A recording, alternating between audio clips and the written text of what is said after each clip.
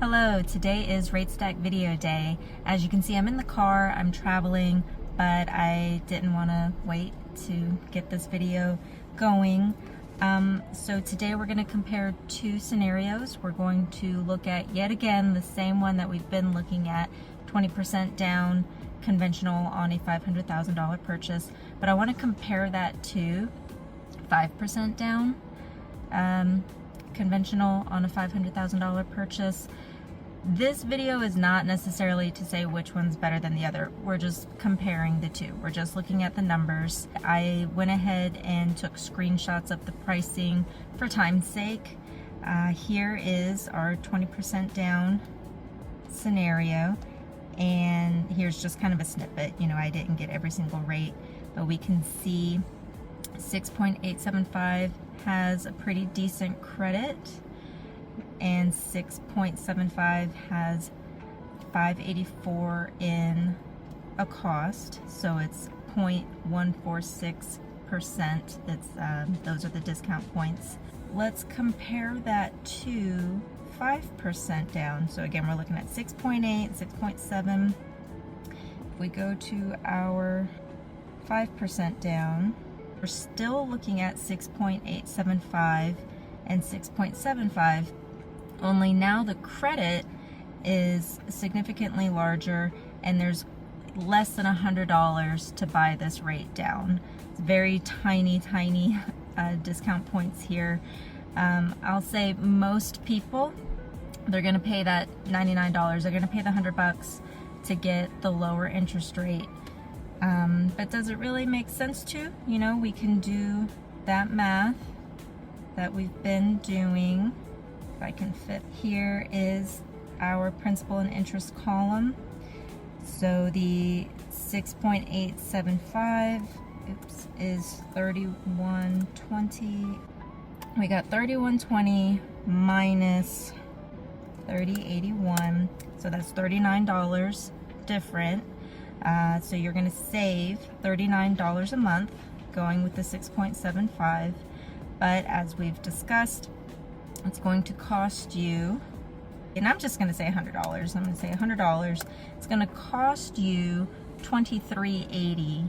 It costs you the loss of not taking the credit as well as the actual cost.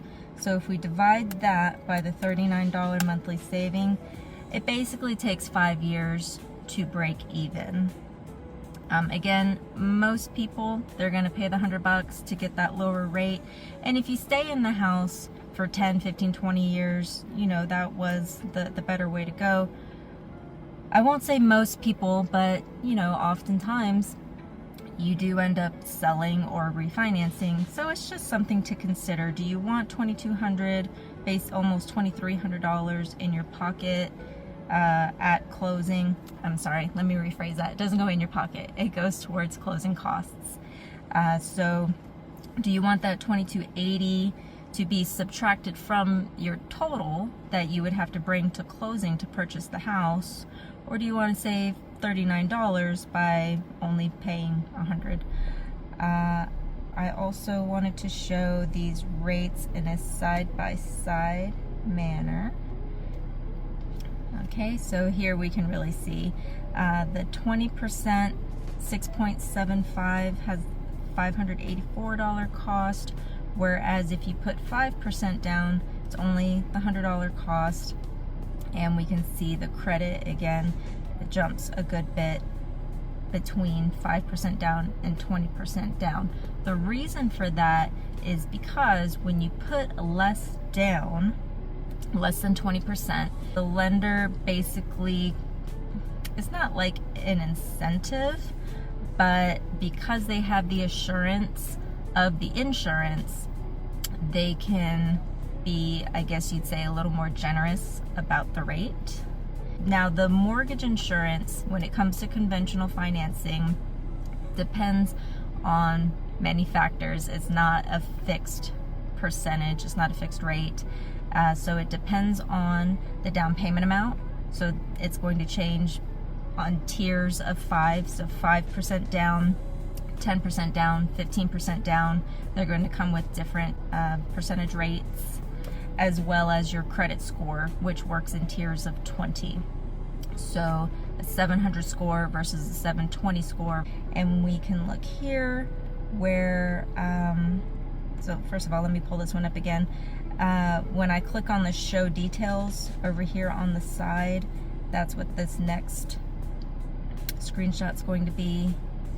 And here we can also see the APR. Now, first of all, I don't know where they're coming up with these property taxes and homeowners insurance. I can almost guarantee you home insurance is going to be more than $47 on a $500,000 house. I don't know where these numbers are coming from, so we're just gonna kind of ignore those for now. But we can see for this 5% down example here, the mortgage insurance on this particular day, this particular file, is basically $194. And with the 20% down scenario, as we know, there's no mortgage insurance once you put at least 20% down. Not to say that one's better than the other. Obviously, it's going to depend on your assets and such. We're just looking at the numbers. So obviously, by putting more down, your monthly payment's going to be less, especially given the fact that you don't have the monthly mortgage insurance. But just kind of pointing out, you have to put a fairly significant amount down to save $680. Whether you put 5% down or 20% down doesn't budge the interest rate a whole lot. We're still really comparing the same two. Which one makes sense for you is going to depend on you and your personal financial situation, and those are decisions that we can kind of walk through and discuss together. As always, please feel free to reach out with any questions. Love to be of assistance, and I hope this was helpful, and have a great day. Thanks. Bye.